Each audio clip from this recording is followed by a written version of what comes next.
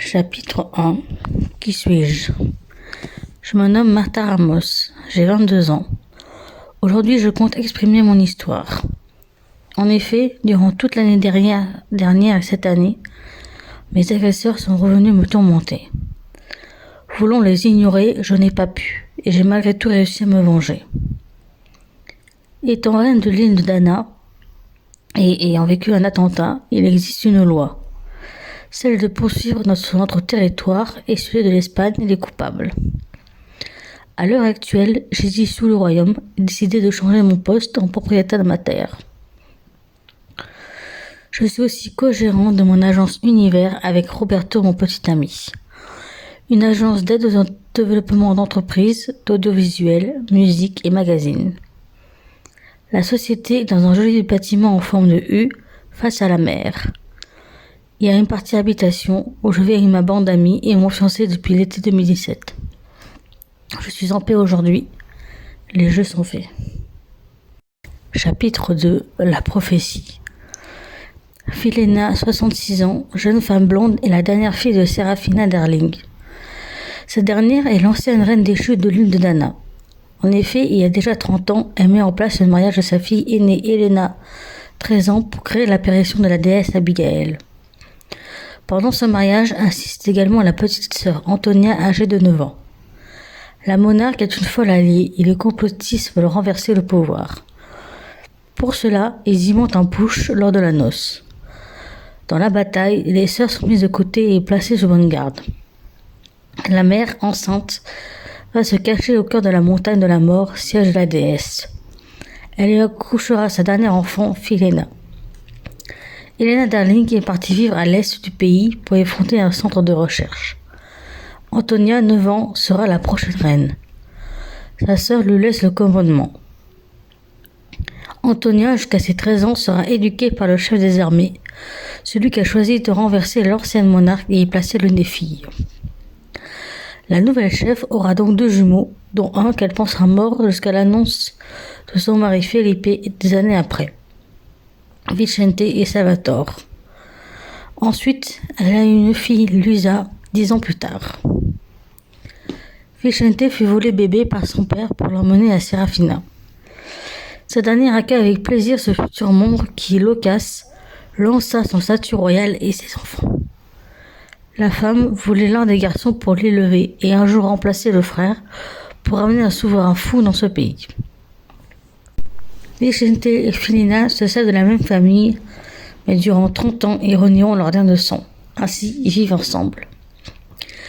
Il y a aussi un ami d'enfance, Michel Mort, considéré comme faux frère car orphelin. Leur mère va les faire grandir dans l'idée de prendre le pouvoir par tous les moyens. Aucun ne fonctionne, même le premier, quand Salvatore renforce sa domination sur son peuple à la suite du départ des femmes de la maison. Mais quelques années de terreur, il se ravise et renoue avec sa famille. Felipe, travaillant encore comme indique, informe à Filina qu'il a 2 petites filles prétendantes au trône. Il faut désigner la dernière pour que Michel s'en occupe et tue son oncle en pensant qu'il est cruel. Michel précise qu'il y a une nièce légitime au trône.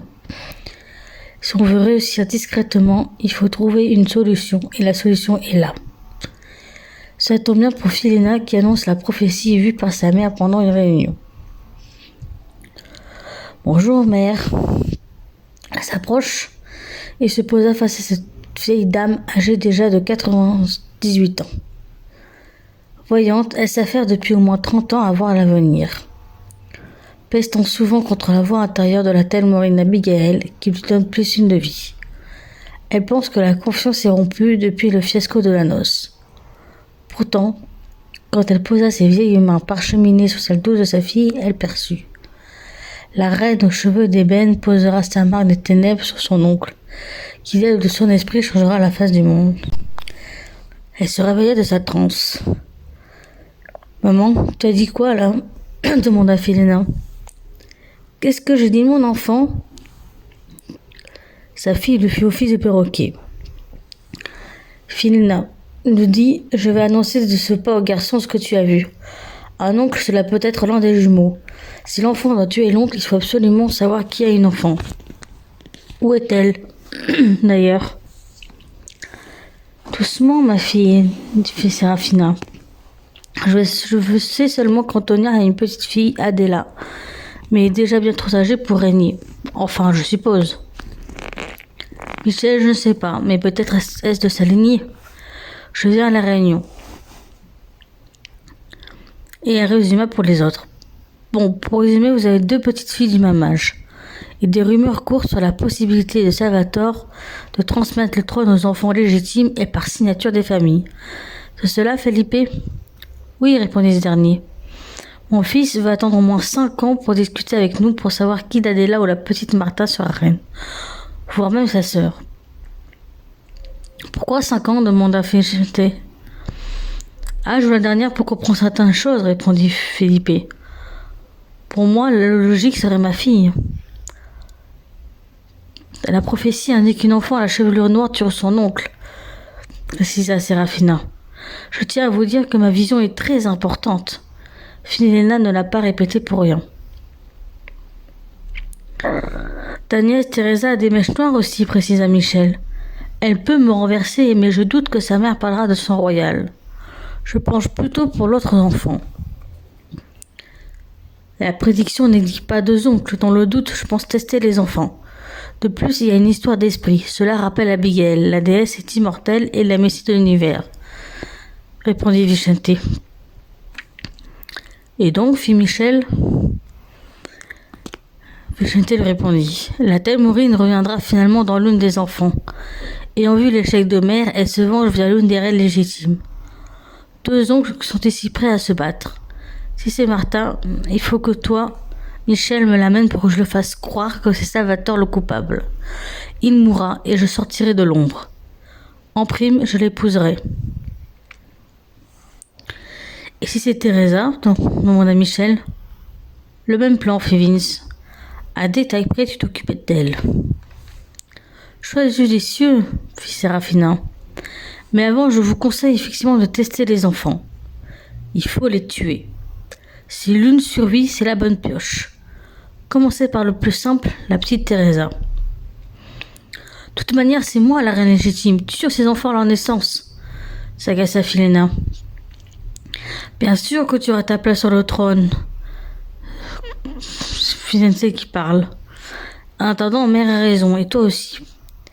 Michel tue Teresa, cela fera une de moins. Pour l'autre, si ma sœur est désignée, je pourrais me faire passer pour mon frère et changer d'avis. Si l'enfant survit, tu ne veux pas tenter le coup avec l'autre? Leur famille c'est voisine, demanda Michel. Fais ce que je te dis, précisa Vicente. Ensuite, attendons 5 ans pour savoir quoi faire. Chapitre 3. Martha en danger. Teresa fut sauvée de l'incendie que j'ai provoqué, dit Michel. Son père et sa grand-mère sont aussi en vie. J'ai échoué, mon ami. Je vois cela, répondit Vicente. Mais cela prouve bien que ce n'est pas elle. Si les dieux souhaitent qu'elle survive, autant incendier le reste de la famille. Mais j'ai tué sa tante, précisa Michel, la sœur de sa mère et son mari. Fait de même pour sa mère pendant une expédition. Figure-toi qu'elle voulait retrouver la version originale de la légende d'Abigail.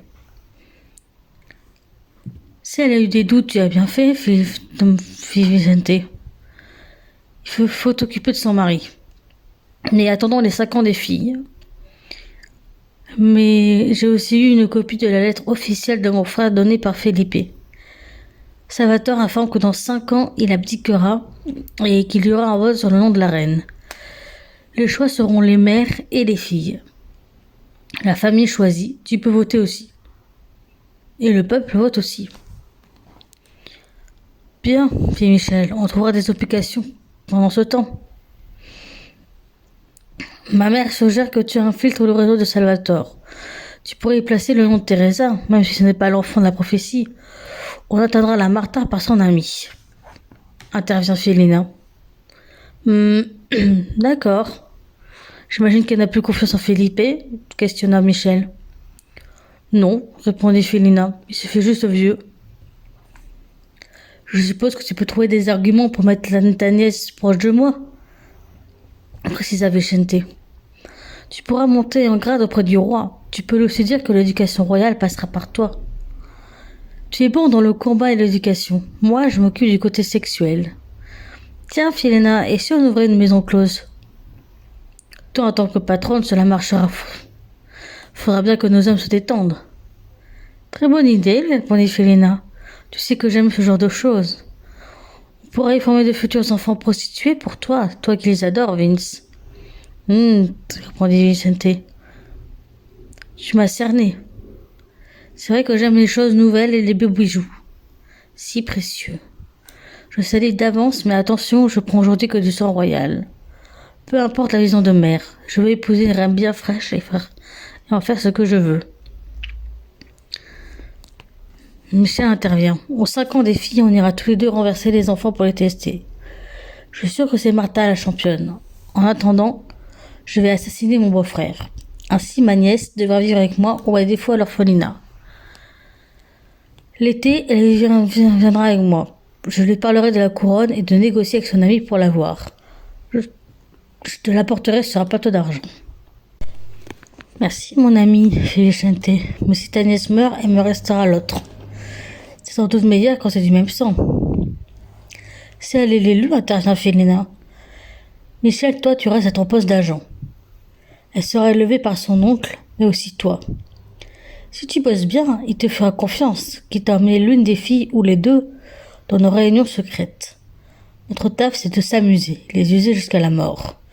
Si l'une d'elles est immortelle ou par miracle survit à plein de choses, notre but, c'est de permettre à telle Maureen de s'enfoncer dans ce corps. Vous suivez? Mais comment? Fit Michel.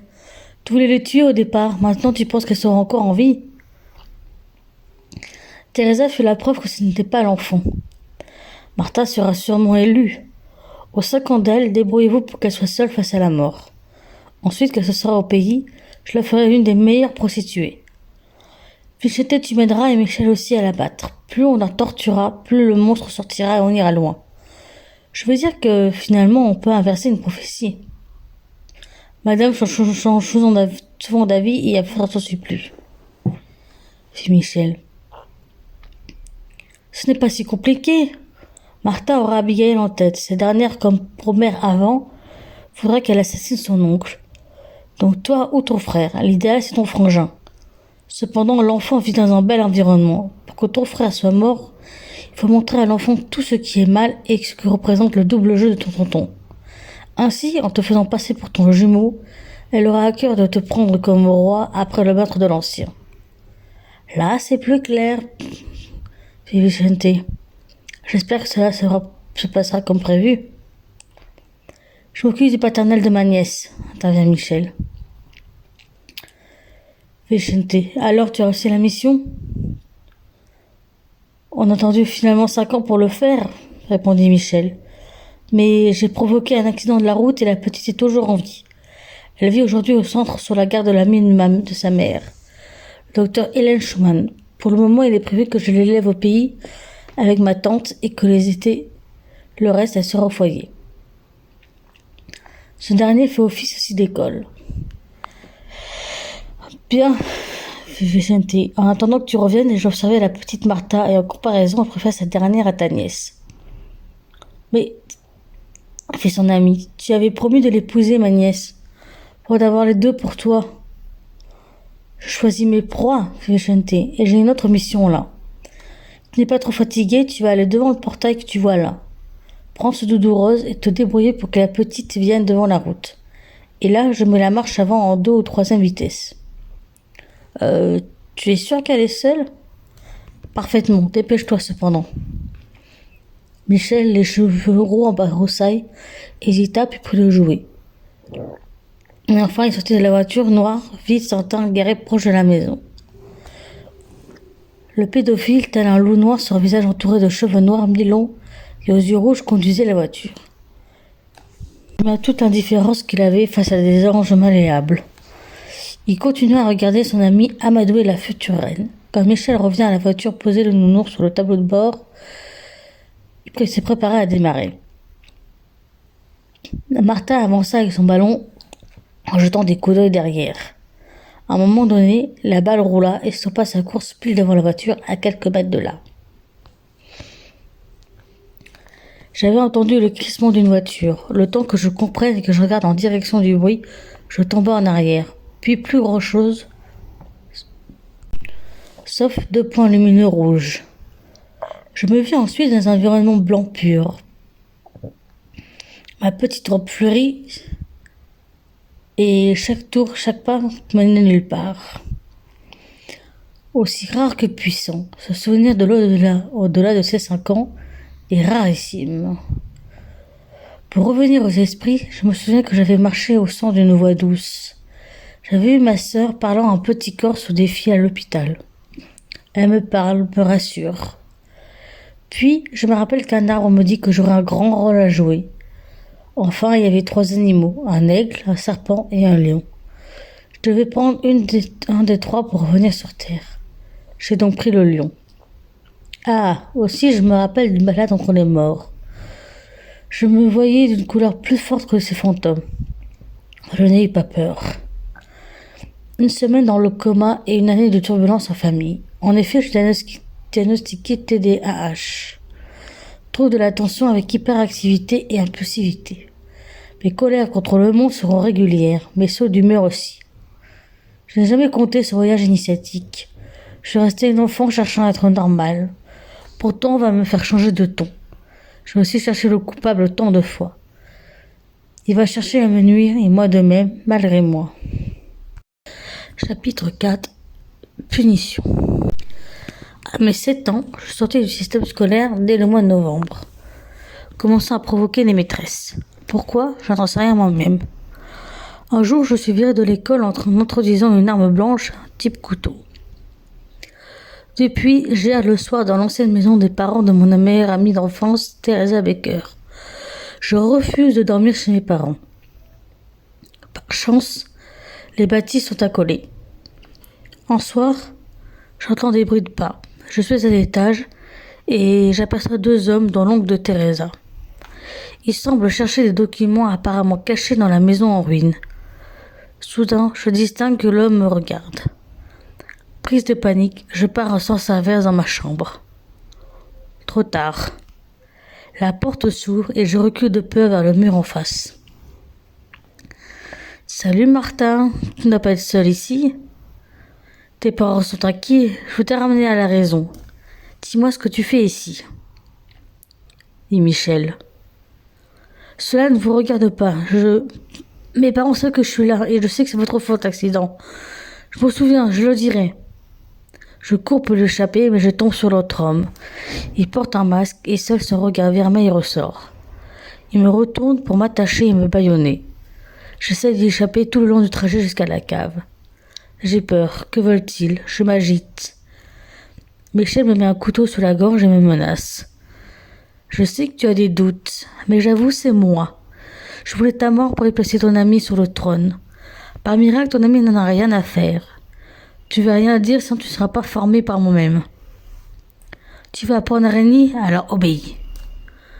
Il m'enlève le tissu. Oui, je suis prête à tout. J'ai même quitté l'école. Je le déchale du regard. Il sourit et s'avança vers son collègue. Je ne compris pas ce qu'il murmure. Tu t'y prends bien, fait Vicente. Elle a du caractère et j'aime ça. Je vois bien que c'est bien l'enfant de la prophétie. Pour son insolence, tu vas la punir avec moi. Non, je te laisse faire, fit Michel. Fais-le. Tu as de la haine en toi. Il faut la punir. Un charme qui ensorcelle les faits pour avoir le gouvernement. La preuve, son oncle affaibli devant cette peste. Elle nous demande en plus, elle nous désire. D'accord, allons-y. Ils reviennent tous deux. Michel me dit, tu es prêt à tout? T'es prête à tout? Bien, si tu parles, je t'égorge, ainsi que toute ta famille. Laisse-toi faire, je vais te punir de ton insolence et de ta sorcellerie. C'est ta faute sur ton désir, si tu es sortie de l'école. Sale fille, chut, arrête de crier, tu n'en as pas besoin. Tu es une pute, tu devrais aimer nous faire plaisir. Je sens qu'ils me font du mal. Je dis rien et souffre en silence. J'ai commis aussi quelques mois après mon premier meurtre sous le contrôle de mes agresseurs. Pour me féliciter, ils m'ont à nouveau touché. Pendant quelques mois, ils m'apprendront à faire du mal à des animaux et à entendre des voix qui indiquent quand passer à l'acte. À cause de cela, je suis resté 5 ans au centre de Dana. Je n'ai jamais raconté ce premier meurtre à mes amis de l'école et à Roberto. J'ai honte. J'ai raconté au procès que c'était le diable. Chapitre 5. Le centre de Dana. J'ai 9 ans quand j'intègre le centre orphelinat Dana, proche de la maison. Il y a Franck Velpo, l'éducateur ami de la famille, et accessoirement mon oncle. Louis, animateur du lieu, est le père biologique de ma sœur et moi.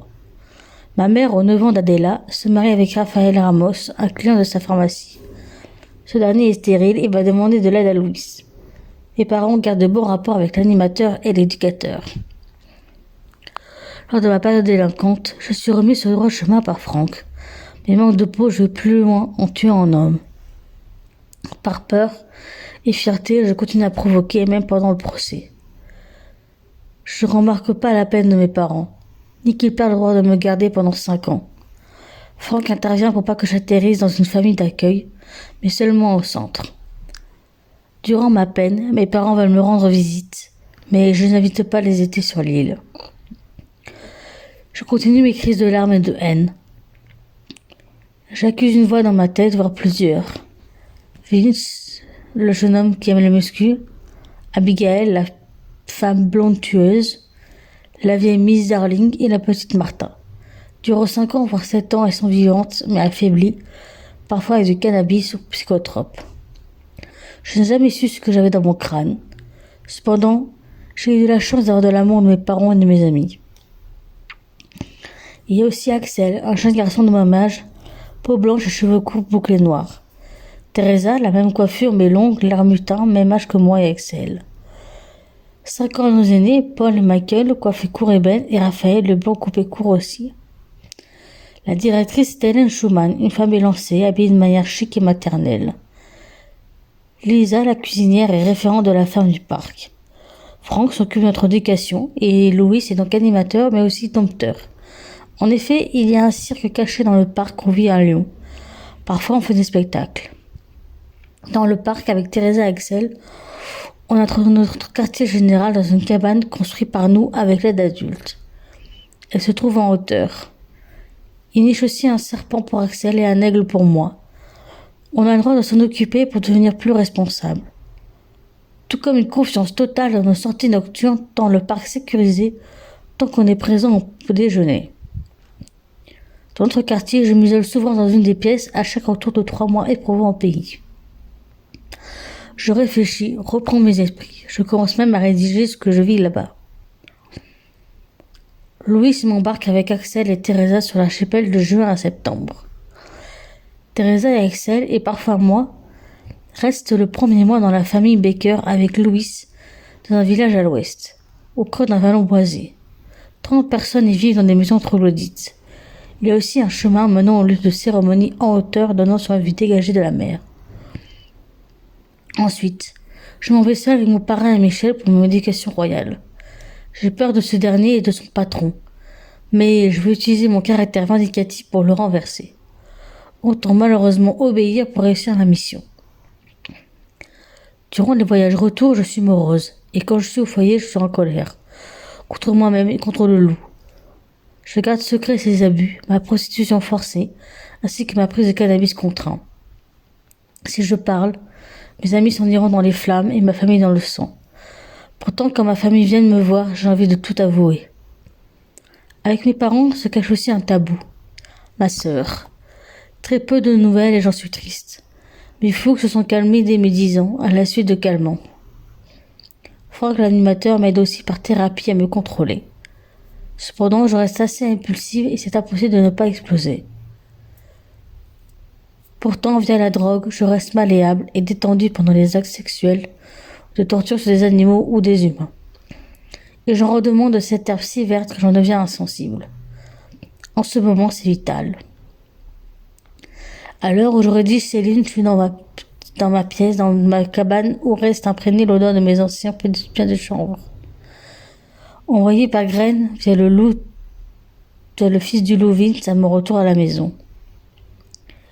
Je rêve d'en refumer. Par chance, il me reste de quoi faire en juin. Je me prépare à la sniffer car je veux encore vivre. Finalement, je la teste à nouveau et malgré ma toux, j'observe dans la fumée les souvenirs de cette plante aussi médicinale que récréative. D'un coup, j'entends des pas et la voix de Teresa. « Tu es là, ma belle ? Je peux rentrer ? Mais qu'est-ce que tu fabriques ?» J'écris mes mémoires avec des témoignages de ceux que j'ai interrogés avant le procès et après. Et avec des journaux intimes aussi. Je ne parle pas de ça, mais du joint, fit mon ami. Elle me prit l'objet du malheur et l'écrasa pour le terminer. Son silence en dit long. Je sais que tu aurais aimé être au courant des péchés de ton oncle, mais tu devines, j'étais menacée et... J'aurais aimé être au courant avant, effectivement, mais je voulais pas échanger avec toi sur ce sujet. Mais t'aider à te souvenir de nos moments ensemble. Trouver une complicité au travers de l'écriture. J'ai pris aussi tes images filmées au nom du trio. Tu veux bien m'avoir entendu ? Je souris et j'accepta la proposition. La première vidéo concerne ma rencontre le premier soir de mon arrivée d'Axel. J'ai revisionné le film au moins 4 fois.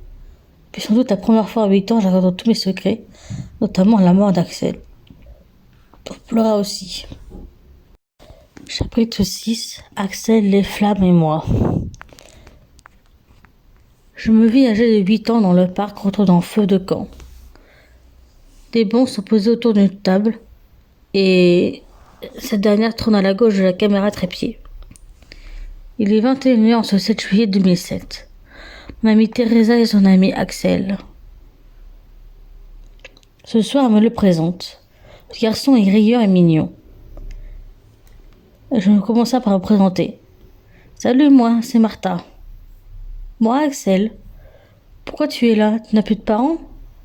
Thérèse m'a rien dit. C'est censé être un secret, mais je peux le partager avec un serment, fis-je. Un serment ? Lequel ? Demanda Axel. Moi-même, je sais l'histoire, mais je veux aussi faire une promesse, intervient Teresa.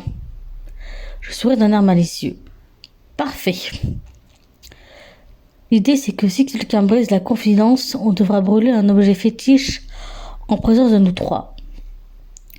Moi, je jetterai une montre à gousset de ma grand-mère.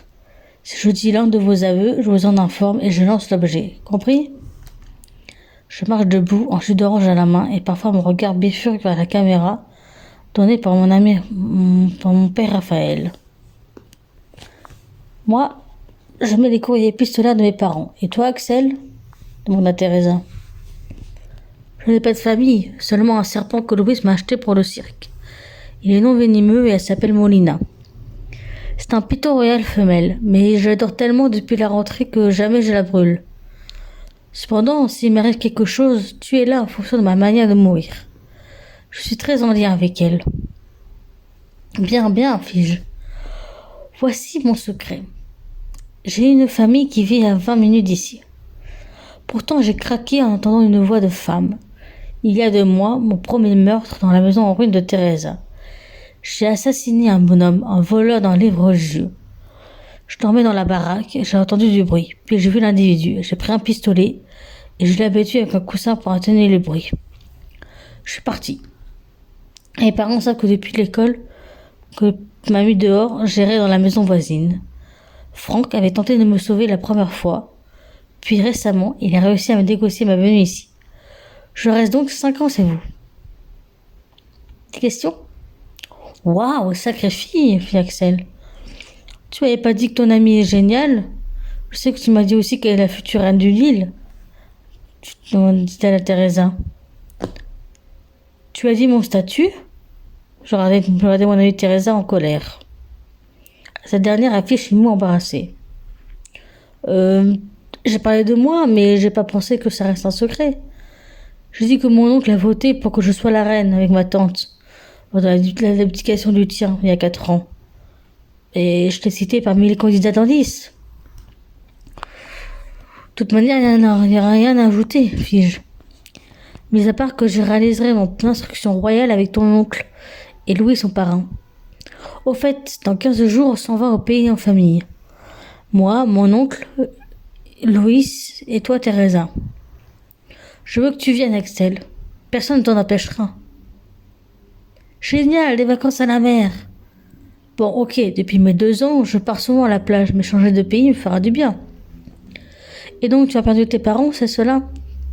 On m'a laissé ici car ma famille a perdu ma garde. Pour quelle raison, je m'en souviens plus. Il te manque pas? Demanda Teresa. Si, un peu. J'ai beaucoup pleuré pendant 2 ans, puis j'ai trouvé une nouvelle famille ici. Personne ne veut nous prendre, pas grave. Ici, c'est un paradis. Un parc géant, des animaux comme des chèvres, ânes, poules, canards, oies, lions, lapins aussi. Une piscine, un cirque, on joue de la musique, on danse, on apprend comme on veut. Et les autres garçons qui ont 5 ans de plus sont hyper sympas. Je confie ces propos, fit Teresa. De plus, on te considère comme adulte. Enfin, on t'y amène dans le devenir. Qui sont les autres gamins? Demandai-je. Axel répondit. Il y a Raphaël, Paul et Michael. Ils ont été laissés par de jeunes mères. Après, j'en sais pas plus. Ah, et aussi, ils aiment faire de la musique. Et si on crée notre groupe? Ils jouent des instruments? Demandai-je. Oui, ils en jouent, répondit Axel. Tu veux l'appeler comment? Je pourrais leur parler de ton idée. Univers, répondis-je. Je me regarde danser autour du feu. Je leur explique en même temps que j'aime danser et mon rêve c'est d'entrer dans la meilleure école que ma sœur, à Madrid. Pourquoi ce nom-là? Demanda Teresa. Je m'arrête pour reprendre mon souffle et boire un peu en observant la valse des flammes. L'univers est composé de planètes, étoiles, galaxies, atomes, etc. C'est homogène et magnifique. La musique, en mon sens, c'est pareil. Dans l'univers, la Terre et Saturne sont 2 planètes différentes, mais appartenant à la même famille. Dans notre groupe, on peut amener le rock à la pop, des sons non communs mais dans le même monde. Je finis en tournant vers mes amis. Muets comme des carpes, ils acquiescent en montant leur bouteille pour trinquer ensemble. Bonne idée, fit Teresa. Tu me présenteras les garçons? Demandai-je. Oui, sans souci, répondit mon ami.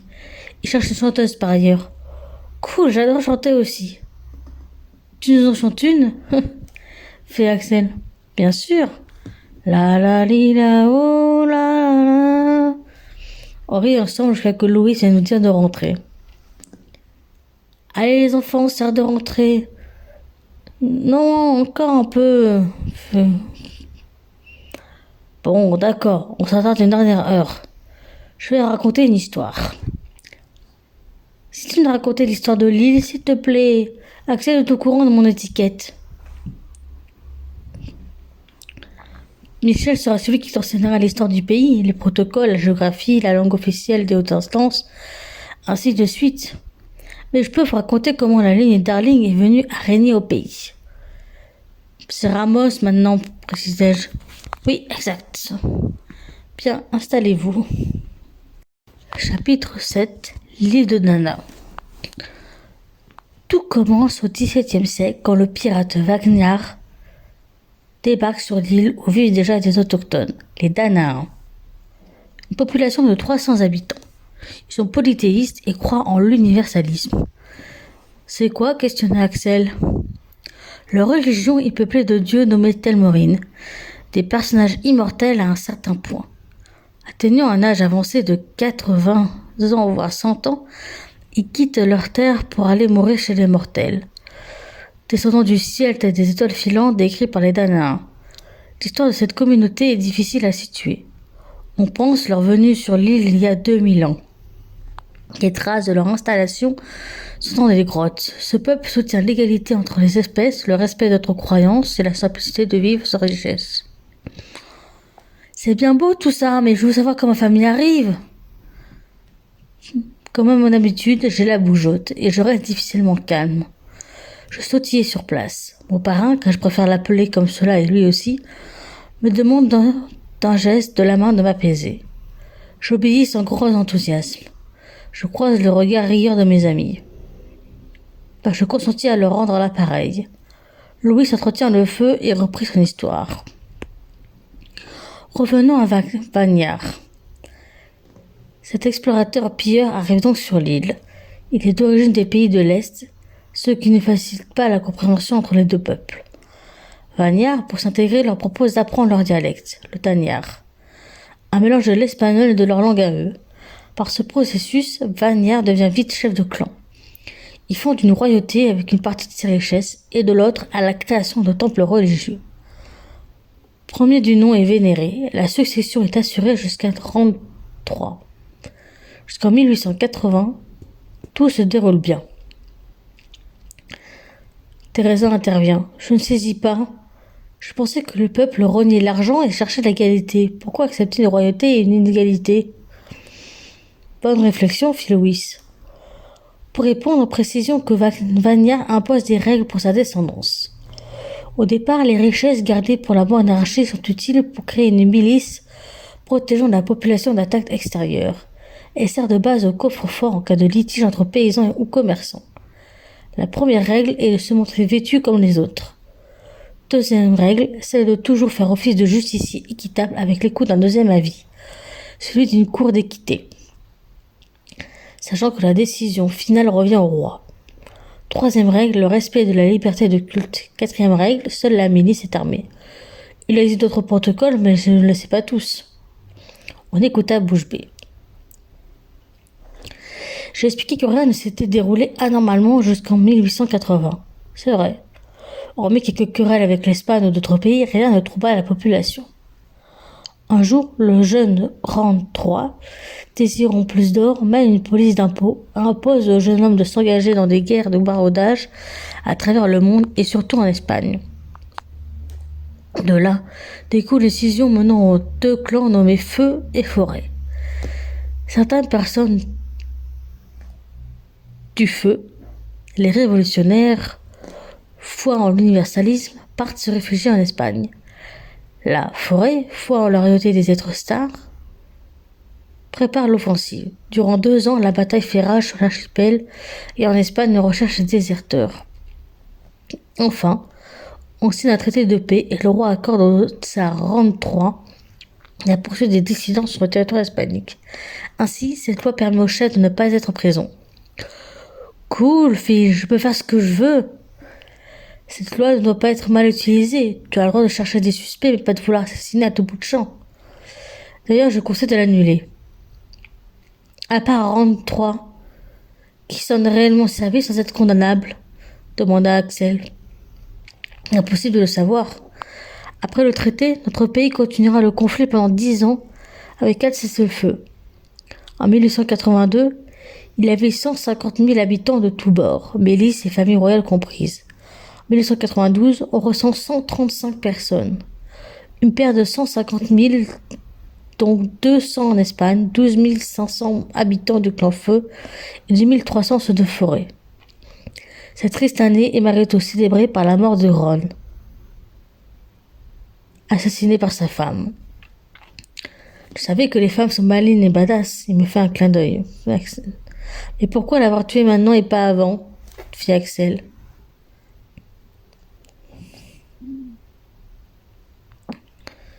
Là, tu me poses le col, répondit Louis. Mais on sait qu'elle instaure un passage de son titre par une démocratie-monarchie. Hein? Je m'explique. Elle va mettre en place une démocratie où l'élu et sa descendance féminine sera reine. Les règles seront les mêmes que ceux instaurés par Vanyar Ier.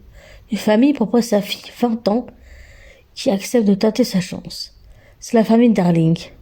L'élu Paula et son mari Charles Leclerc ont la paix pendant 45 ans. Ils cachent le reste du coffre-fort dans un endroit jamais retrouvé. Cependant, ils décéderont selon la rumeur par leur fille, Séraphina.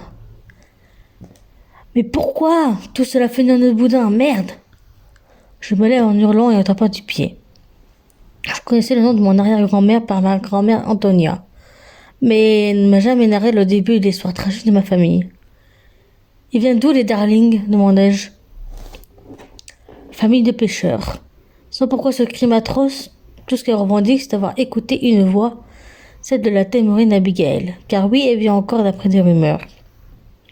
Cet esprit lui indique des choses à faire pour se montrer sur terre. Un jour, pendant un mariage, celui de sa fille aînée, commandé par la divinité, un attentat s'y produit. L'aînée, Elena et ta grand-mère sont mises à protéger. L'idée est de tuer la reine et replacer l'aînée. Mais la sœur va fonder dès ses 15 ans un centre de recherche de diverses choses. Oui, l'âge du mariage est légalisé via la mère à 13 ans. Teresa, sache que Elena est de ta lignée, soit ta grand-mère, mais je pense que tu le sais. Tu as apparemment vécu quelque temps avec elle. Oui, je le sais, répondit-elle, mon amie. Pour venir à Martha, Antonia sera la reine car sa sœur lui a légué le rôle. Voilà, à toi d'écrire l'histoire. Mais cet esprit grand-mère l'entend aussi, non? Elle est voyante et moi je ne veux pas l'entendre, non. Non. Non. Je là le dernier mot. Parrain posa une main bienveillante sur mon épaule droite pour me forcer à lever le regard. Ce que je fis. T'inquiète pas, Séraphina, je pense, a préféré légitimer ses actions par le biais d'une femme qui n'existe pas. Par ailleurs, elle met le personnage en tant que tel mourir dans les contes et non humaines. Pour ta grand-mère, elle n'entend pas de voix hors séance et parfois elle ne fait qu'entrevoir des sensations. Rassure-toi, tu ne seras pas folle. D'accord, mais c'est quoi ces actions que mon ancêtre commandait? À ton avis, conquérir le monde? Tomber dans le mille. Bon les enfants, demain est un autre jour. Il faut se coucher. On râle pour la bonne forme, on alla jusqu'aux chambres. Louis éteint le feu. Chapitre 8. Désir. Lendemain du visionnage de la pellicule, je suis avec Teresa à l'agence Univers, donnant sur la mer. L'endroit est magique. La bâtisse est aussi un lieu où mes amis et mon copain vivent. Assis sur le sable fin, je discute de mon futur désir, le regard au vent. C'est le début de l'été, le coucher du soleil prend son temps. Dans la maison, la musique bar lounge au travers de la véranda se marie très bien au reflux des vagues. Les autres sont en train de jouer aux jeux de société ou débattent. Tu sais, Théré, hier dans la vidéo souvenir, Louis a parlé de trésors cachés par Paula, mon enceinte. Je me souviens quand t'as tenté de les chercher, dit mon fils, mon ami. Oui, mais je t'ai jamais avoué que finalement je les retrouvés. Ah oui, on a cherché dans les grottes existantes pourtant. Ah oui, le trio d'explorateurs, on avait peur de rien. Moi non plus, remarque. Par le biais de mon apprentissage du Dagnard, j'ai découvert les écrits de la reine et les indices. En réalité, l'instance supérieure sait où c'était à peu près. Mais par sécurité, personne n'y va. L'endroit est difficile d'accès. Pourquoi ne pas l'avoir dit, même sans y aller? Écoute, je devais garder le mystère, même mon exposition est top secrète. Je suis partie avec mon parrain à mes 12 ans, le seul mois où tu n'étais pas encore sur l'île. On a descendu une crique après une jungle. Descente à rappel, car l'escalier est en pierre et en ruine. Dans la crique, avec du sable fin, s'y trouve un point d'eau claire. Arrivé sur place, on doit passer dans la source pour arriver à droite sur un autre rivage. Il est où ce trésor? Dans l'eau ou sur le sable? Patiente, ma belle, patiente. On traverse à droite sur les pierres glissantes. L'endroit sent bon la fougère et on entend les oiseaux. Arrivé sur place, il y a 2 coffres muraux aux inscriptions d'Agnard. S'y trouvent de magnifiques armes du XVIIe siècle et dont une de Vanière Ier. En vérité, quelques épées appartiennent au roi et reine. Waouh! Fabriquées en quel matériau? demanda Teresa. Si je me souviens bien, elles sont scellées de pierres précieuses, de fils d'or et forgées en fer. Des lames d'apparat ou de combat. Derrière nous se trouve une porte. Seulement, il manque la clé. Je réfléchis, je regarde autour de moi, mais principalement en face et en hauteur face à la plage. Miracle. En haut sur un rocher, il y a une statuette d'Abigail. Je préviens Louis que je vais monter chercher la clé située dessous. Je commence mon ascension, mais je glisse et tombe. L'eau est profonde, mais je ressors de l'eau sans souci. Enfin, presque. J'ai senti quelque chose durant ma descente. Le trésor? Une clé? Encore? Encore, oui. Celui de qui? demanda Teresa. Je la regarde en hésitant à lui dire la vérité. Celle-là fait autant de mal que la mort de notre ami. Ta mère. Je ne l'ai pas connue, mais en la sortant, elle est bien conservée et j'ai remarqué un tatouage représentant ton prénom proche de sa poitrine. Enfin, je savais que tu m'avais dit qu'elle était une aventurière et qu'elle a disparu peu après ta naissance. J'en suis désolée de t'avoir jamais dit tout ceci. D'autant que c'est un meurtre. Si c'était un accident, il y aurait encore ses affaires. Un meurtre? Pourquoi? Elle commença à sangloter. Je la pris dans mes bras l'imitant. Une balle dans la tête. Je l'ai remise à l'eau en espérant revenir un jour résoudre le crime et réussir à t'en parler, mais tu m'en veux pas, hein? Non, non. Je suppose que le meurtrier pensait à un vol. Tu sais, je suppose moi que c'est mon oncle le suspect.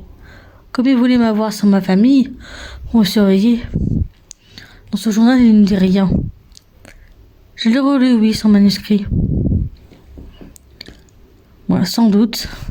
Quoi qu'il en soit, ta mère a une clé, mais sous la statuette, il y a 2 emplacements. Donc 2 clés. On a ouvert la porte et vu la richesse des pirates. Toutefois, au fond de la géante galerie, il y a une autre porte avec un système de serrures. Des mini-serrures, au moins 10, recouvrant l'ensemble. J'ai craqué le code et vu sur un présentoir un petit recueil, celui de la légende, écrite en lettres de sang sur des pages de peau humaine. L'autrice c'est Serafina, on n'en pas douter. C'est assez particulier. Sinon, pourquoi 2 clés? Je pense que la deuxième ouvre le coffre du second manuscrit écrit par ma voyante grand-mère. Paula cachait des trésors. Le premier livre était écrit assez tard, je pense. Et ce n'était pas un secret au départ. Quand ta mère s'y intéresse, ma grand-mère cache la première version. Elle va écrire une autre version et la passer à un autre part. Sans doute voulait-elle y mettre les 2, mais... Je te suis plus, mon ami. Et tu t'y perds aussi. Excuse-moi, je te rappelle que je reviens de loin. Mes pensées ne sont pas très claires. En fait, je souhaite retrouver ces versions-là. J'ai envie de repartir à l'aventure. Dis-le plus tôt. Mais pourquoi? M'aider à rédiger la 3e version de la prophétie. Bien, on va t'aider alors. Cela nous fera aussi des vacances. J'ai hâte, alors annoncer cela aux autres. L'annonce du voyage persuade tout le monde. Seul Hick, Valady risque de compromettre le voyage avec les médicaments. Chapitre 9. Voyage. Le cardiologue accorde enfin le voyage 2 jours plus tard. On est le samedi 25 juin, à bord d'un navire reconstitué selon le modèle de Vanier Ier.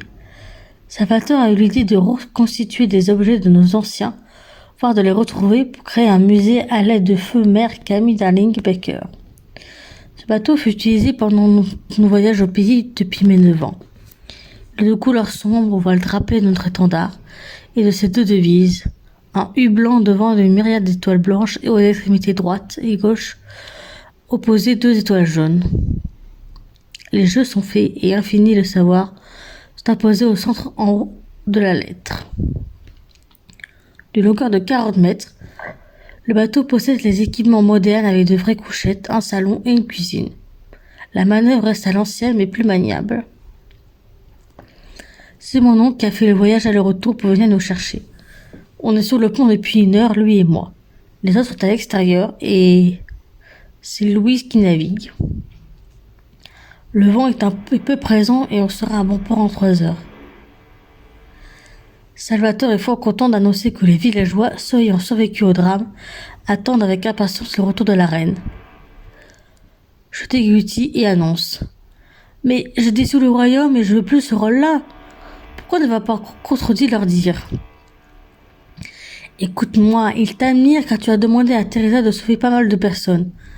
Et ceci n'est pas de son nom Michel, mais tout le mérite revient à toi. Pas mal, répondis-je. Le peuple est déjà réduit à maigre portion. 30 morts sur 40, je n'appelle pas cela une réussite. Bon, d'accord, mais relativise. En 8 ans, il y a eu des naissances et maintenant il y a 15 personnes. De plus, cette petite communauté revient au mode de vie de nos ancêtres. À l'époque de l'explorateur, il y a eu 40 habitants selon les sources. Le roi et ses matelots, 30 personnes. Puis cela a augmenté rapidement, le nouvel Eldorado. Des petites villes par-ci par-là, et puis après la guerre ranière, il reste 135 000 personnes réparties sur tout le territoire. Cependant, le règne de Serafina a provoqué une exode massive vers d'autres pays. Et donc, tu veux que je fasse remonter la population? Tu as les capacités de convaincre les gens de revenir sur le territoire. On a des réseaux téléphoniques et électriques, une biodiversité incroyable, la nature jongle entre la jungle, forêt et montagne. Nos villages peuvent être reconstitués avec les structures adaptées. On garde notre culture, religion, nos marchés, nos traditions, notre éducation, tout en modernisant la dite éducation et créant des magasins. On peut faire venir des entreprises ici avec une charte de qualité et respect de la nature via ton agence. Tu garantis ainsi la sécurité et la justice. Tu vois, tu peux faire ce que tu veux. Tu as déjà retrouvé nos trésors et ce fichu livre déjà. Donc tu refuses pas ma proposition. On verra bien. Bon, je vais rentrer, j'ai le cœur qui flanche là. Il s'approche de moi anxieux. Je le rassura d'un geste. J'apprécie cet homme aux cheveux châtain brun. Il me ressemble un peu, on partage les mimiques. Tiens que de mes 10 ans, il ne m'a pas cru qu'il avait un frère. En effet, parfois, pour me faire du mal, Chanté mettait des lentilles et une perruque pour ressembler à son frère. Durant 1 an, j'ai doté de l'attention de Salve. C'est en me déguisant pour le cirque ou le théâtre que j'ai remarqué la supercherie. Les costumes sont reconnaissables et l'année suivante, j'ai fait semblant de croire ces mots. Ton oncle veut le pouvoir et te fait du mal. Je sens son odeur sur toi. Il dit t'aimer, il regarde comment tu es. Tu as peur de lui. Cela se sent. Écoute-moi. C'est moi que tu dois épouser. Ton ami, ton confident. Moi, je t'aime et je te respecte. Ma reine, je te laisserai ta place, mon diamant. Quand je pense à cette ruse, pour me détruire, je tombe. Mon cœur s'essouffle. Ma mère est proche de moi et me rassure. Je me relève et pars m'allonger. Dans le creux des vagues, mes noires idées comme de l'encre de calamar entachent d'ivoire plus clair. Mon autre crabe d'ongle, comme un ongle incarné, a eu d'autres moyens de m'atteindre. Je me rappelle lors d'un voyage retour à mes 10 ans, après l'an dernier où m'a de nouveau empalé et gravé son nom. Je suis allé le voir pour refuser de continuer à être victime et de l'épouser.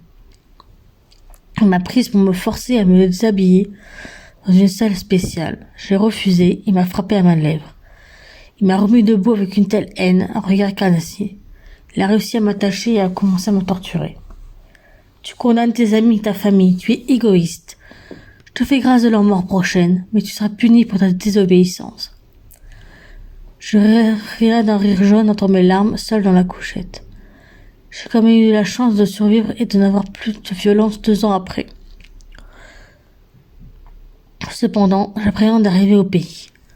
Recroiser dans mes pérégrinations ces lieux maudits et surtout l'effigie d'Axel. Côté de sa statue, les cendres des fusillés. Pour me redonner courage, je chantonne mes 2 dernières chansons. Par ma douce voix, j'attire Roberto. Il essuie mes larmes et serre ma main. C'est fini mon cœur, c'est fini.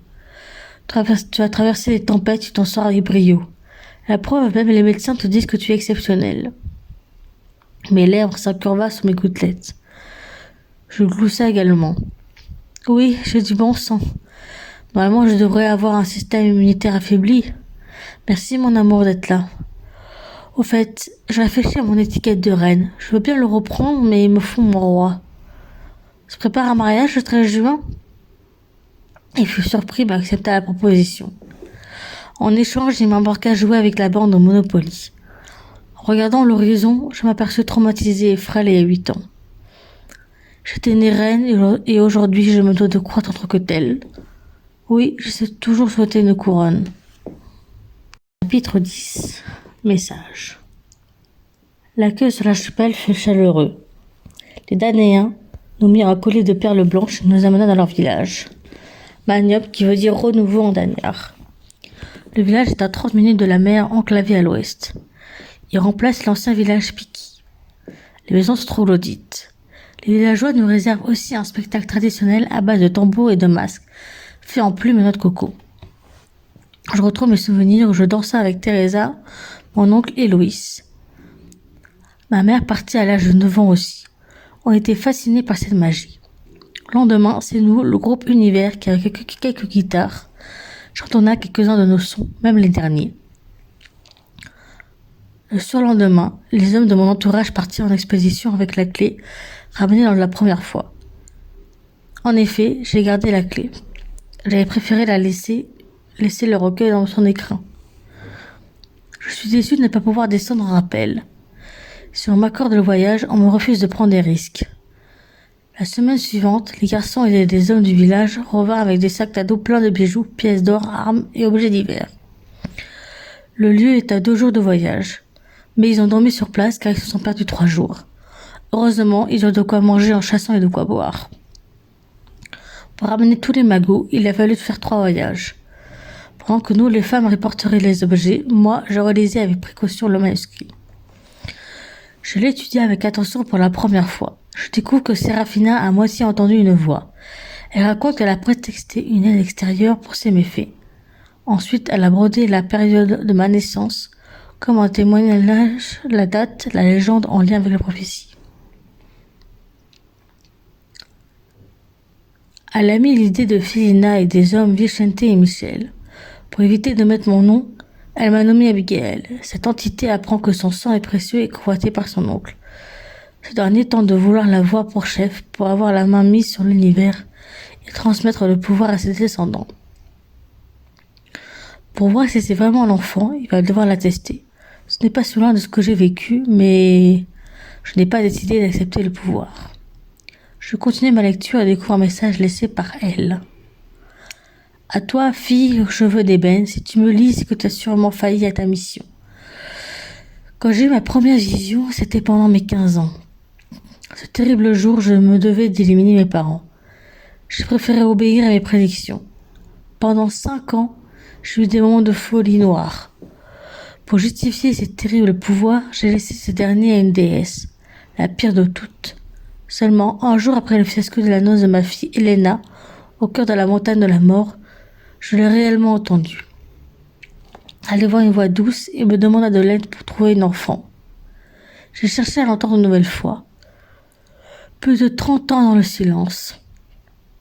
Un enfant, pourquoi? Je continue à tenter de revenir sur scène, à accepter que je sois folle et à me repentir souvent. Un soir, elle était là. Elle m'annonçait ta venue. Ma seconde fille Antonia l'a senti aussi.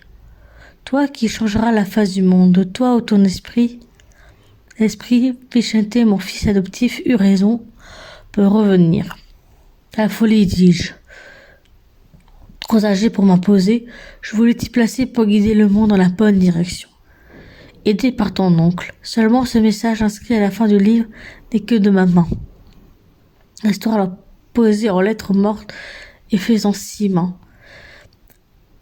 Tu trouveras des différences avec les réalités. Si j'ai approuvé le test, c'est pour mieux savoir qui l'a lu. J'en suis navré si je devais d'abord te tuer.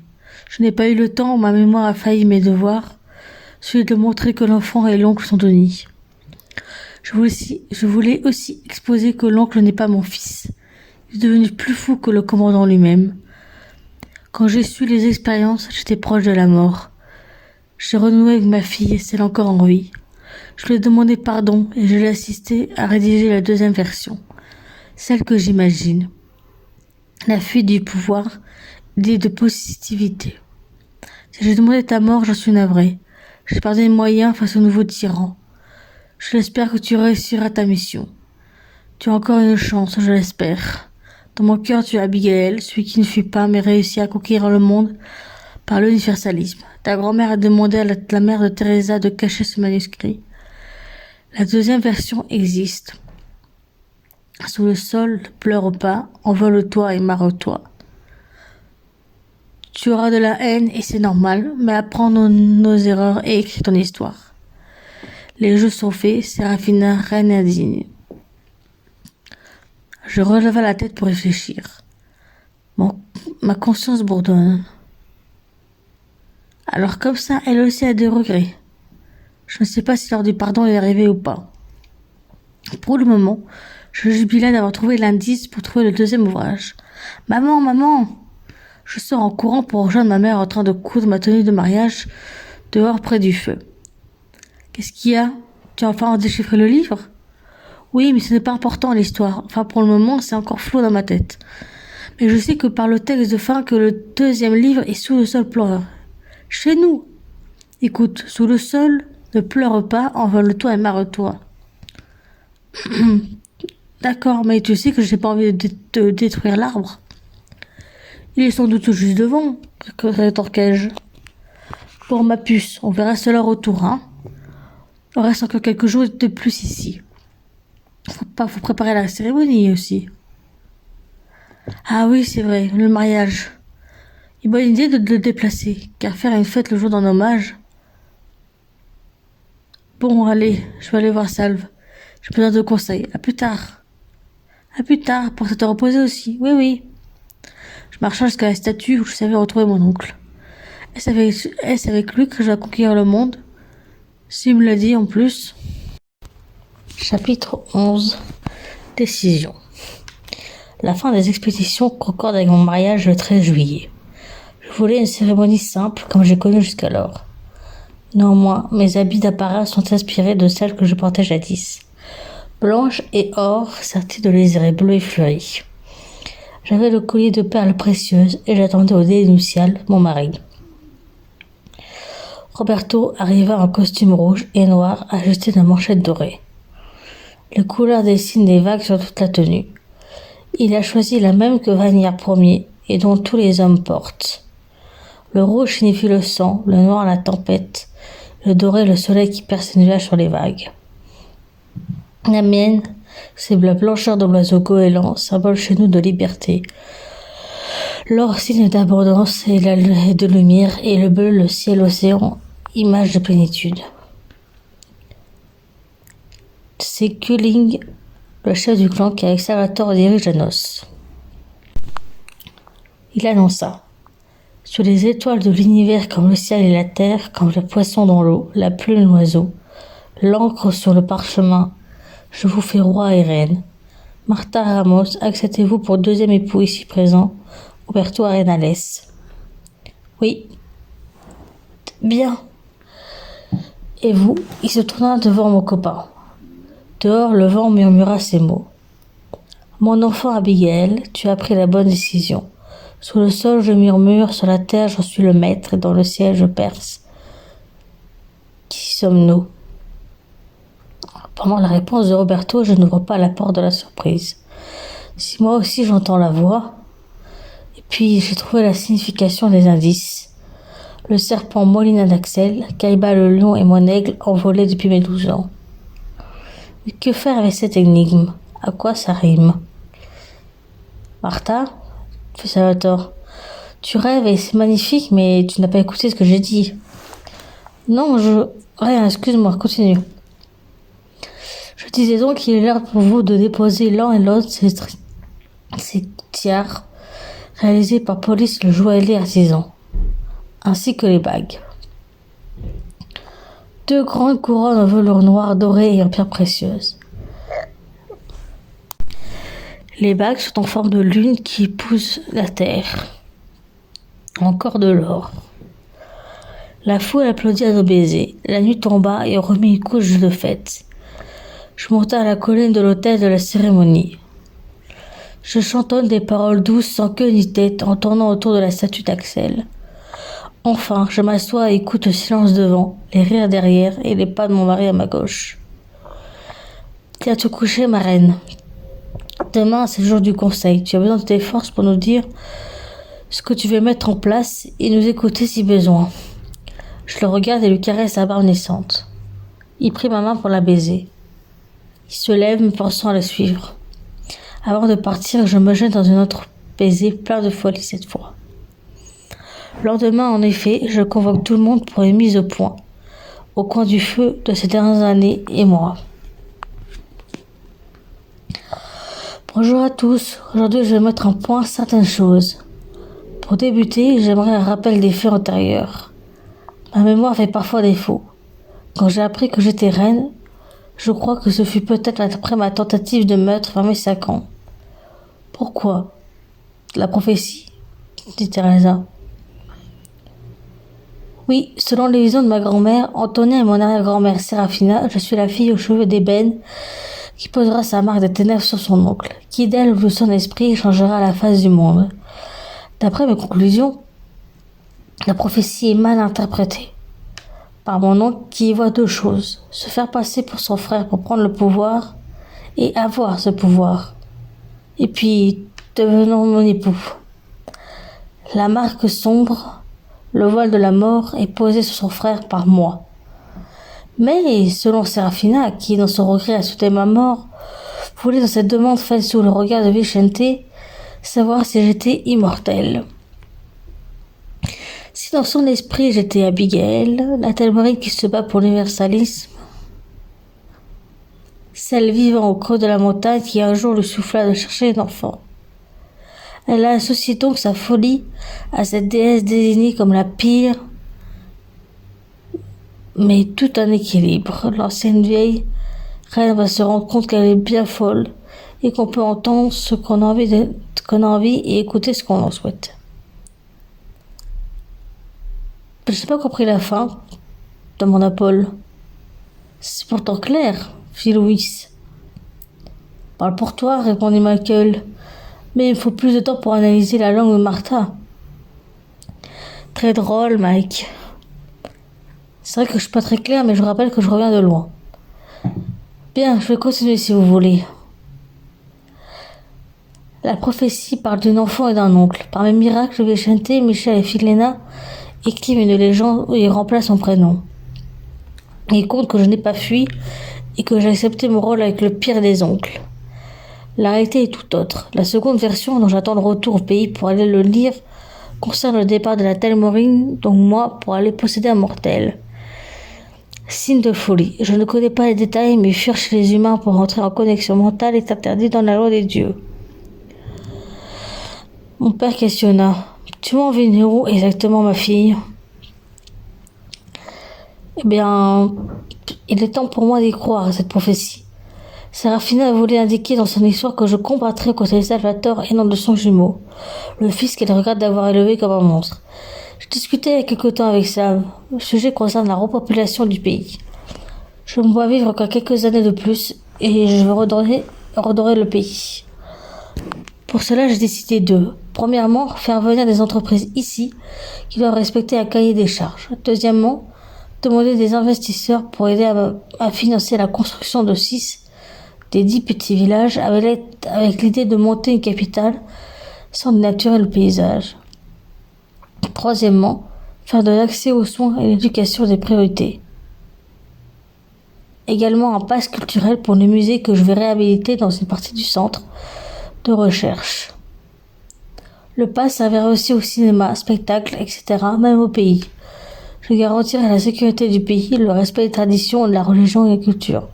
Le drapeau sera dressé, le pays renaît. Ma puce, dit ma mère, c'est très réfléchi, mais si tu veux de l'aide, on est là, nous. On va faire quoi? Ce que vous voulez, je n'ai pas d'ordre à donner. Il me faut des gens sur divers postes. Je ne veux rien imposer car je suis fatiguée. Nous, on est déjà à l'agence, dit Tania. Mais pourquoi ne pas pratiquer une élection pour chaque poste ou une demande d'offre à diffuser à ceux qui veulent faire partie de ton gouvernement? Elle a raison, fit Roberto. Moi-même, j'aurais voulu aider, mais je suis pris. Alors les systèmes qu'elle propose, moi je suis pour. D'accord, faites-le.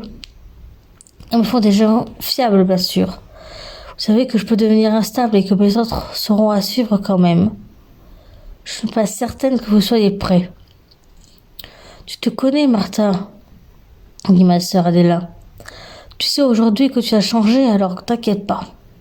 Au fait, lors du voyage pour le musée, vous avez enterré le corps? Oui, on te l'a déjà dit. Problème de mémoire encore, hein? Répondit Teresa. Oui, c'est agaçant, mais aussi fait. Bon, qu'est-ce qu'on fait maintenant? On va rentrer, tu n'as presque plus de médicaments. On va préparer le gouvernement et informer l'Espagne que l'oiseau renaît. Et j'imagine que tu vas supprimer cette dangereuse loi. Fit Louis. Jamais jusqu'à ma mort. Je suis resté raisonnable quand même. Comme tu veux. Fit Louis. Bon, je préparer mes bagages. Petite réunion, mais assez nécessaire. Je me lève pour effectuer ma tâche. L'heure du vrai test a sonné. Une reine pour les gouverner, une reine pour les trouver, une reine pour les aimer tous et dans la paix les lits. Les jeux sont faits. Chapitre 12. Folie. C'est la rentrée pour le gouvernement. Le chef du village est désigné Premier ministre. Et je laisse gérer ses missions. Bien sûr, je reste la reine et me fournis des rapports réguliers. J'ai eu des réponses avec des profils intéressants. En réunion à l'agence, le choix fut difficile. Ma fatigue n'aidant pas. J'ai laissé mon Premier ministre gérer les entretiens avec Roberto. On a finalement réorganisé la structure de l'agence. Le magazine reste le point essentiel de notre service. Teresa, Lucie et Tania le travaillent. Ensuite, pour financer la venue de firmes sur l'île, ce sont les garçons, Roberto et César qui gèrent. Pour terminer, César est le directeur du label Projet Univers. Dedans, il y a la musique et la production de 2 visuels. Mon fiancé est le directeur général et prend des décisions comment ou non concernant le royaume. Un an après, mon corps flanche à nouveau. Pour éviter tout surmenage, j'ai eu l'idée de m'éloigner des responsabilités. Un soir, j'ai compris que le vent qui m'a chuchoté « Mon enfant Abigail, tu as pris la bonne décision. Sur le sol, je murmure. Sur la terre, j'en suis le maître. Dans le ciel, je perce. Qui sommes-nous » n'a pas parlé d'animaux, mais d'hommes. Celui qui est esclave en position latérale de sécurité murmure pour tenter de se faire entendre, puis debout apprend à devenir plus sûr de lui pour enfin s'envoler et percer tel un aigle pour mieux analyser le monde. Je sais ce que je dois faire, moi qui ai passé par ces 3 étapes. Montrer la nouvelle voie, celle que tous doivent suivre pour être en paix. Abigail, c'est mon nouveau nom. Ma religion, c'est prier et manger peu pour se reconnecter à notre âme la plus pure de l'univers. Une énergie sans pareille. Je vais écrire mon histoire, c'est notre combat pour la paix qui t'a rayé le reste de l'humanité vile, brûlé pour renaître. Or, je suis enfermée à nouveau depuis déjà 2 mois dans un centre psychiatrique à Madrid. Tout cela car sans 10 ans, je suis convaincue que mon oncle veut ma mort et mon sang, ce qui est vrai. Je survis car j'ai quand même un système immunitaire moins affaibli. Cependant, je me sens immortelle et mes moments de faiblesse sont dus aux mauvaises énergies envoyées par Salvatore et les autres. Personne ne comprend ma mission. On m'enfile des médicaments, mais j'en ai pas besoin. Je vais bien. Pour le convaincre, je décide de me soigner pour sortir de ma cage. Une fois libérée, je jette ces gélules et continue mes prières en joignant mes mains et en la descendant pour prier la terre pour sa terre nourricière. Je place ensuite mes mains au centre tout en fermant les yeux. Je prie l'horizon pour son équilibre et enfin je unis mes mains au ciel, toujours dans la même posture, et je prie le ciel pour m'aider à m'élever. Pour conclure, je ramène mes mains au centre pour former une boule d'énergie. Plus j'inspire, plus elle grossit. À l'arrêt, j'inspire et j'expire en hurlant pour envoyer au sol la mauvaise onde comme un super-héros. Cela me libère et je me sens vide mais calme. Mon cœur n'a besoin que de cela pour accéder à la paix intérieure. J'explique mon projet, instaurer ma religion partout dans le monde. On me rétorque que cela n'est pas possible. Soudain, je vois plus clair. Ils ont réussi à me faire prendre mon traitement. Les cacher dans ma nourriture. J'arrive à comprendre que j'ai eu des moments d'instabilité. Mon cœur qui flanche, ce sont les traumatismes qui reviennent. Ma fatigue, mon manque de sommeil et mon coma. Je nie tout ceci. Mon entourage a assisté pour que je parle aussi à un thérapeute. Encore un, mais mes cris s'estompent et je peux garder mes prières. Je vais écrire la légende selon les 3 versions. Si je devais prendre le pouvoir, ce n'est pas par la violence. Et si le but d'Abigail c'était de se retrouver, comme moi en ce moment, encore une année de voyage initiatique intérieur. Je ne sais plus qui je suis, j'ai peur de n'avoir plus rien à faire. Alors pour rien perdre, je rechausse mes chaussons de danse et retourne quelque temps à l'école en octobre. En compagnie de Tania et César qui continuent leur formation. Ma sœur m'accompagne dans cette folie dansante plus maîtrisable. Soudain je tombe et je me sens paralysée dans le dos. Encore ? Non, pas la mort qui joue avec moi. À mon réveil, j'apprends que le tireur est un des derniers sous-chefs de Vicente. Il espérait que le produit bloque mon cœur. Juanien le tigre. Il m'avait appris les techniques de supplice. Je l'avais oublié celui-là. Il fut vite rattrapé par des passants en prison d'intention. On me le livra pour son procès. Je préféra créer une prison dans l'ancienne prison du pays. en espérant que ce soit le dernier. Las de tout cela, je demanda mon exil sur l'île. Tous me suivirent ainsi que les premiers villageois. Une dépression s'installa accompagnée de 2 chansons de plus. J'erre comme un fantôme. Je ne savais pas quoi faire, la danse me satisfait plus. Dormir aussi, c'est une part de temps. Pour remonter le moral, je décide de rédiger et publier mes mémoires et livres à la bibliothèque Saint-Méris de la capitale Maniope. Le succès est au rendez-vous. Mon humeur se change à 4 ans plus tard quand à 26 ans, j'enfonce mon fils nommé Kalourou, qui veut dire joie. Les 15 000 personnes saluèrent le nouveau roi. Roberto est un père fou de bonheur. Les amis sont tous marraines et parents. Louis et Salvatore aussi. Mes parents aiment être grands-parents et ma sœur est une tante exceptionnelle. Chance nouvelle encore plus belle. Je vais recevoir un nouveau cœur pour vivre encore quelques années de plus. Je sais que je ne verrai pas mon fils devenir adulte, mais j'aurai le temps de profiter de lui. Abigail n'est plus, me retrouver et peut-être s'occuper de quelqu'un d'autre. Celui qui apprend à parler pour être entendu, celui qui apprend à marcher pour ensuite s'envoler. Qui sommes-nous? Des adultes en devenir. Chacun de nous a un enfant intérieur à s'occuper. Tout comme certains ont des enfants en chair et en os. Être libre de choisir où on va, ce qu'on veut. Les jeux sont faits. Chapitre 13. Souvenirs. Je suis posé sur le balcon de ma résidence à la teinte blanche. Le soleil se couche doucement en embrassant la mer. J'ai 26 ans. Mon fils est né il y a 5 mois et dort avec ce doudou lion dans la chambre derrière moi. Il a les yeux de son père et mes mèches. Je l'ai observé sucer son pouce avec son petit lion dans son berceau, qui a accueilli mes nuits et celles de ma sœur. Mon cœur s'apaise quand je pense à ce tableau magique. Un enfant si serein. J'ai de la chance aussi d'avoir bientôt un nouveau cœur demain, pratiquement 5 ans après. L'opération se déroule au pays. Mon homme m'accompagne. Kalourou restera sur la garde de sa tante Adela. Mon petit ami arrive. Comment tu te sens? Mon roi m'enlace et m'embrasse mon cou. Je ris, je suis si heureuse. Je me retourne et je l'embrasse langoureusement. Très bien. Je repense à mon passé là. Et ah oui? Et à quoi penses-tu? Mon coma a ébranlé pas mal de souvenirs, mais c'est étrange. Je me souviens que des bêtises. En tout cas aujourd'hui. Intéressant. Espérons que notre fils suive pas tes traces, ma chérie. Il sourit et je l'imite. J'avais 6 ans quand j'ai décidé de peindre notre chien et une partie de la cour, ainsi que moi-même. Ma mère fut surprise et m'ordonna d'aller me laver.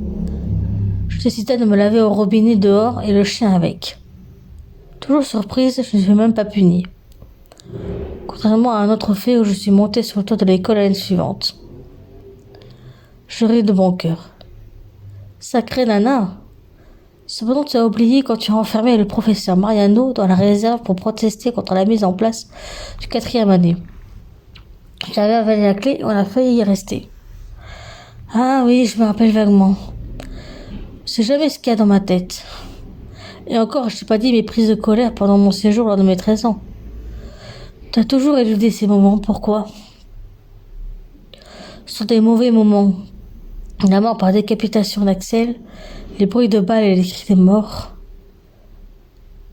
Pardonne-moi d'y revenir, parlons d'autre chose. Il caresse ma chevelure et essuie mes larmes.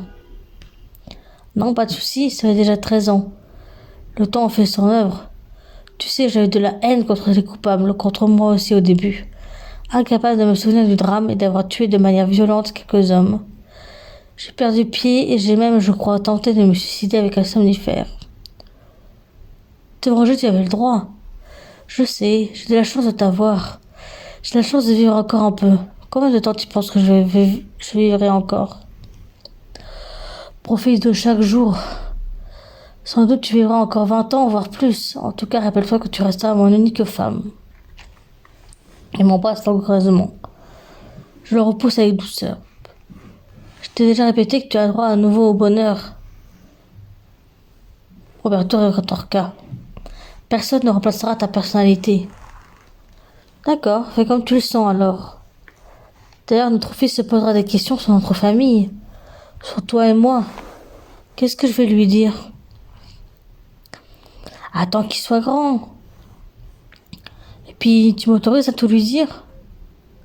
Oui. Bon, il faut aller se coucher. Demain, on part tôt. On rentrera dans la chambre pour voir notre précieux. Je caressa ses petites mèches en lui chuchotant que je l'aime, que je reviens très vite et qu'il va me manquer. Roberto, et si je reviens pas? Et si tout se termine mal là-bas? Tu t'en occuperas, hein? Chut, ma belle, tu seras de retour pour t'en occuper. Tu es une battante, déjà 7 fois que tu traverses l'au-delà. Ton fils sera là, tu le verras pendant ta convalescence. Tu le verras grandir. On se prit dans les bras et on partit pour se coucher. Chapitre 14. Mon fils. Lors de mon réveil au centre de rééducation, j'ai eu le bonheur un matin de voir ma petite famille. Mon homme tenait notre fils, qui, j'avais l'impression, avait grandi en un mois. Roberto s'approcha pour déposer Caloro dans mes bras.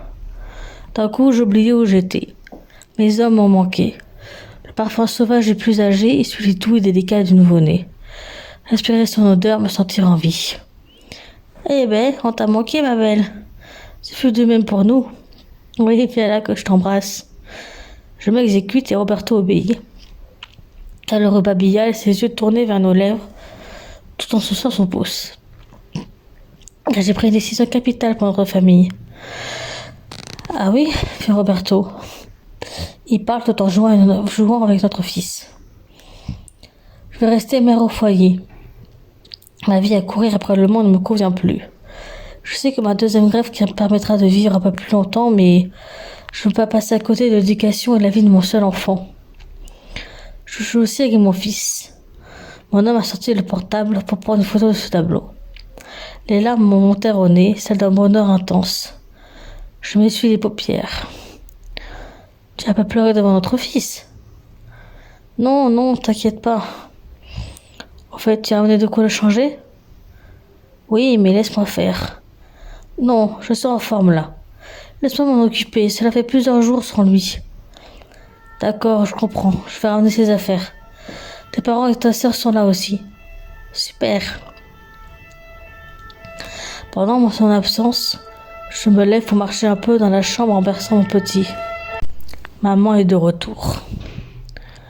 Mes parents et ma sœur me saluèrent. Je retrouve mes gestes pour changer mon enfant. Ma mémoire a eu le temps de se réparer. J'ai encore quelques fatigues et maux de tête. Au retour au pays, on m'accueillit avec bonheur. Je consacre enfin ma vie à celui de mon fils, mon dernier désir. Je lui ai appris la langue locale et la langue natale.